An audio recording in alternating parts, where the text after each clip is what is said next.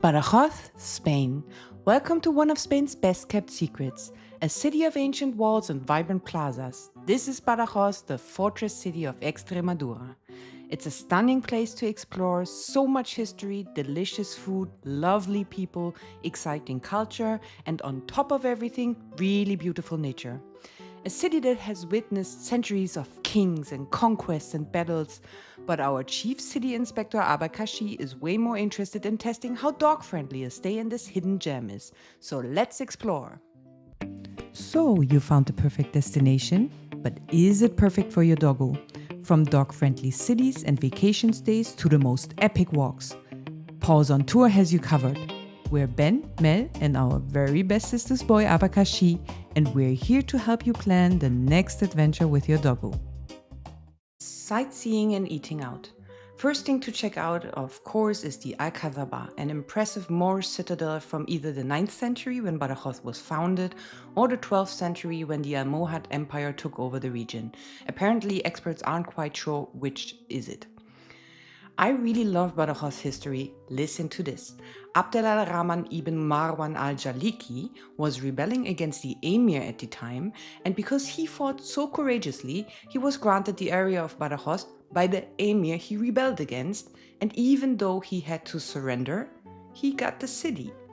Expelled from Merida, the city in the region at the time, and where he used to live, he founded Badajoz 875, kind of out of spite, and to make it a direct competitor to Merida.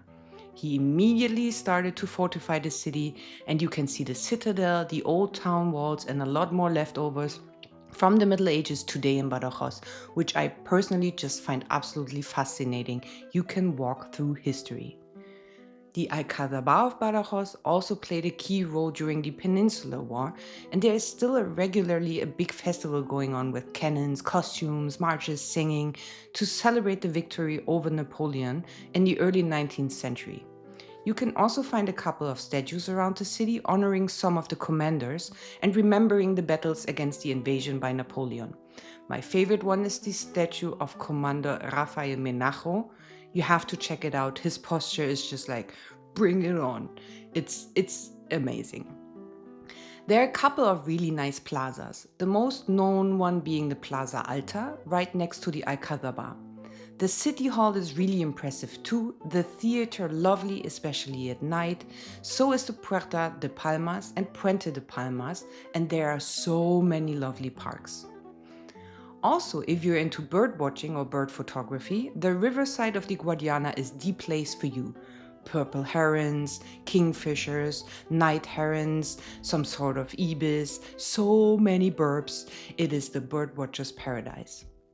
Best thing is that all of these sites can be reached by foot, no car is needed, and you can take your doggo everywhere except for the inside of the churches and the little Citadel Park, but everything else can be explored together with your doggo.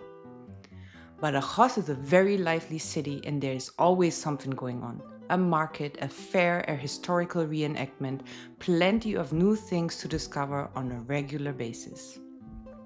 And if you think we sound excited about the walking opportunity, the history and the sights, wait until we tell you about the food. I would let Ben tell you about it as he is the senior food correspondent and consumer, but he still has his mouth full with carriada ibérica, beef cheeks, a local specialty. There are many small local restaurants which are offering absolutely amazing local cuisine for a very good price, but we wanted to mention some of our personal favorites. We are not getting paid by any restaurants, so this is a heartfelt shout out from our stomachs. The El Patio. Fantastic local food and specialities, very good prices, lovely staff who always have a water bowl for Abba ready before we even ask. The Irish Elf. Yes, you can find the best schnitzel and Krakauer sausage in the whole area at an Irish restaurant in Spain. They have really good salads there as well. Everything we ate so far was just amazing. It's a bit more pricey than the smaller local restaurants, but totally normal prices for bigger city standards. Staff is super friendly and lovely as well. And also here our dogs not only welcome, they are being treated like guests as well. La Mafia. Yes, it is a restaurant chain, but the food is very good. And at this one in Badajoz, you have a nice view at the Puerta de Palmas. The stuff is super nice. And again, Abba is always welcomed with open arms and a bowl of water. It is one of the more expensive restaurants, but nothing over the top, normal big city prices. Forn de Campos, Damian Teles, a bakery and breakfast brunch lunchy shop where you can get everything from the signature tostada con tomate y jamón to the most delicious bakery goods. Everything is just nom nom nom nom nom. Prices are really good, and there is a nice outside seating area where your doggo can chillax or try to convince you to give up some of that tasty jamón. Then there's the Bar Taperia Ajo Negro at the Plaza Cervantes, and you will just find the most delicious falafel there. Make sure to check it out. There are a ton of other lovely restaurants, and everywhere we go, it is a dog-friendly attitude, be it in restaurants, shops, or even at the big shopping mall Corte Inglés. As you might guess at this point, we can't get enough of Badajoz's fascinating history, sights, food, lovely people and culture. Make sure to check everything out when you are visiting. It is really special to find this mix with everyone and everything being so dog-friendly on top. Walks. There's so many opportunities for walking with your dog in Badajoz, it is truly amazing. From city walks, strolls through parks surrounded by ancient castle walls, bustling riverside adventures to more lonely walks through nature, Badajoz has it all. I'm going to list our favorites here. Make sure to check out the Badajoz Deep Dive Best Dog Walks video as well, where we explore the perfect walk for the specific needs of your dog, let you in on one of the don'ts, and discuss some great spots outside of the city. The Guadiana River Walk. If your doggo is comfortable and safe around joggers, bikers, and enjoys meeting a lot of other doggos, the Riverside Round is for you. You can start at the Puerta de Palmas, walk alongside the Guadiana River, cross over at the Puente Real, and go back on the other side of the river, cross over again at the Puente de Palmas, and you're back where you started. Depending on how many parties your doggo goes to in between, this is a 2 to 3 hour round and our personal favorite. So much nature to look at and so much fun for your doggo. If you have a reactive, rather shy or anxious pupper, you might want to try the really big and nice fenced dog park between Puente de la Universidad and Puente Real, which is also situated by the river. If you go outside of the usual Spanish dog walking times, meaning you can go before 9 or between 15 and 18 hours, you can have the dog park for yourself most of the time. Another more quiet walk is alongside the river Guadiana in the other direction. You start with the fortress in your back and cross over a small bridge called Puente Camino Alcazaba, and then there's a huge field and a way along the river which is barely used by anyone. You can make smaller or bigger rounds there and usually do not encounter other dogs or people. And then there's what we call the Park Plus Canal Round. We went to Badajoz so many times and only discovered the canal part recently. So, the parks caused much friction in this household because you can count them differently. There are a bunch of very lovely parks along the old city walls, and you can start by going through the historic Puerta del Pilar, an ancient archway. Depending on how you count, you can stroll through 4 or 5 very nice parks in a row alongside the old city walls. So when Ben and I try to meet, it's always like, I'm in park 1, what do you mean? Or park 5, and then it's like, what do you mean park number 5? There are only 4. Anyway, all these parks are really lovely and make for a good walk, but there's one thing to consider, more on that in the deep dive video. The canal part comes after the last park, park number 5, because that is how you logically count, called Parc de la Legion. You cross the big street and go down to the canal before the Puente del Rivilla. Here you can have a safe and long walk with some dog encounters, but often dogs are kept on the leash here, so for more nervous dogs, this might be an option as well. You can always head back into the city from the canal, so you can tailor this walk as you see fit, from 15 minutes to over 2 hours. For none of these walking options a car is needed, you can all reach these amazing walks by foot. Accommodation. Usually the tricky part when traveling with a big dog like Abba, but finding a dog-friendly place to stay in Badajoz was surprisingly easy. 2 out of the 5 nicer hotels we checked out do actually welcome dogs, but this comes at a price. The NH Grand Hotel Casino Extremadura is nicely located, just across the river from all the action. The casino in the hotel is quite fun, but you have to pay an extra fee for your dog per night of stay. This is quite common, but this hotel takes 35 euros per night dog fee, which is quite frankly very expensive and the highest dog fee per night we ever heard of. The other hotel that welcomes dogs is also very nice. You get a welcoming package for your dog when you arrive with a little blanket and bowls, a treat and so on. It's really nice. There are no extra dog fees, which is amazing, but this hotel is located about 20 minutes by car outside of Badajoz at a golf resort. It's not the end of the world, literally, but not ideal either. There is not much around and also no good option for a first or last walk with your doggo around the hotel. So hotels are an option if you don't mind driving 20 minutes into the city or paying a very high dog fee. We found a lot of holiday apartments that welcome pets, especially in and around the charming Casco Antiguo, the old town. Our favorite one is the Apartamentos Cervantes, located right next to the beautiful little Plaza Cervantes. It is in the heart of town, clean, cozy, affordable. We recommend.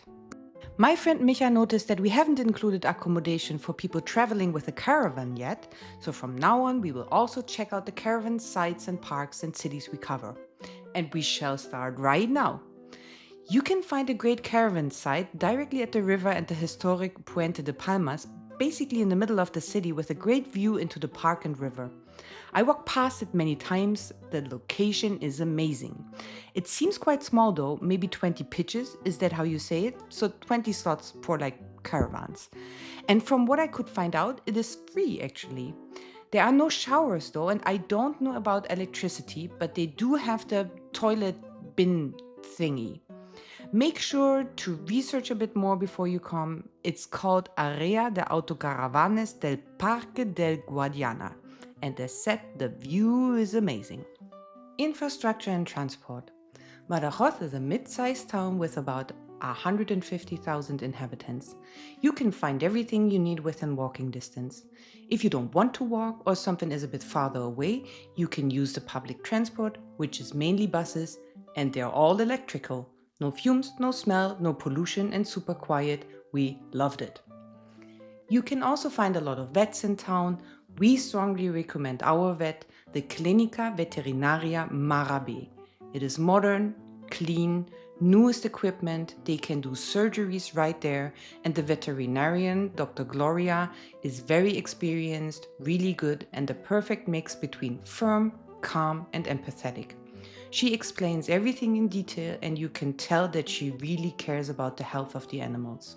Abba had surgery at a clinic in Portugal, and they really messed it up, so we were super lucky to have found this clinic by chance, where Gloria and her great staff helped Abba to finally heal and recover properly. The only thing we struggled a bit to find was a bigger pet store. There are a bunch of smaller ones around, but their offer is quite limited, so we started to going to the Tienda Animal, which is more on the outskirts, but is still only about 5 to 10 minutes by car, depending on where you're staying in the city, and they have a huge offer. For the humans, there is also everything. As said, Badajoz is a bigger city, so you can expect everything bigger city life has to offer. The special thing.